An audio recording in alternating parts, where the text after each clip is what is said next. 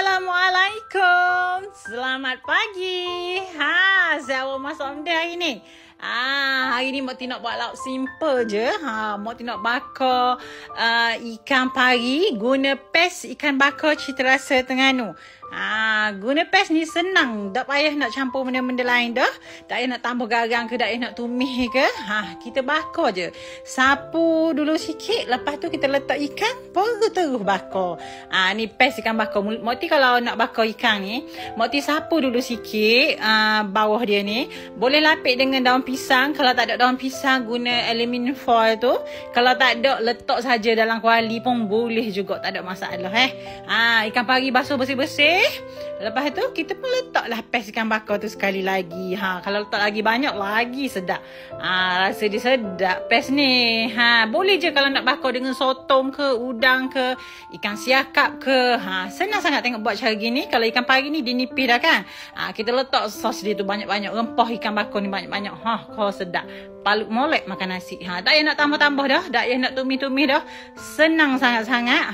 Kalau sibuk-sibuk ni wajib ada ni dua masa ni. Letak spare kat rumah.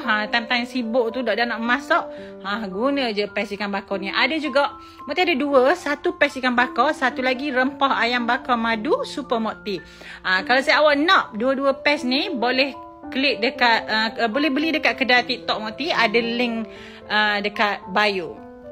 Lepas tu kita tengok dulu bila dah dia separuh masak, hampir nak masak, kita boleh check dulu. Lepas tu kita tambah dengan petai. Kalau suka petai lah. Kalau tak suka nak letak bendi ke, nak letak bawang ke, ikut suka selera kita lah. Kalau tak mahu letak benda-benda pun beres dah.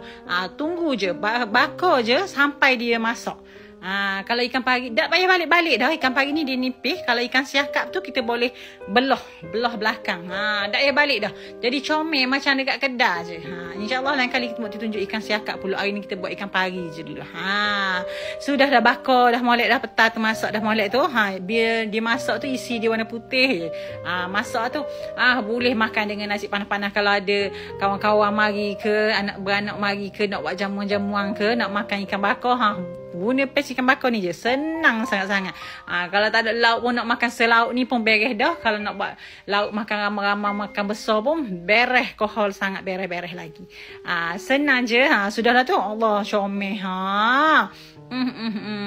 Nak perah asam lima pun boleh. Kalau tak perah pun sedap dah. Rasa dia cukup. Rasa belaka dah. Tunggu makan je. Saya tengok gitu je. Boleh beli dekat link kedai TikTok Mak Ti. Boleh tekan link dekat bio. Selamat mencuba.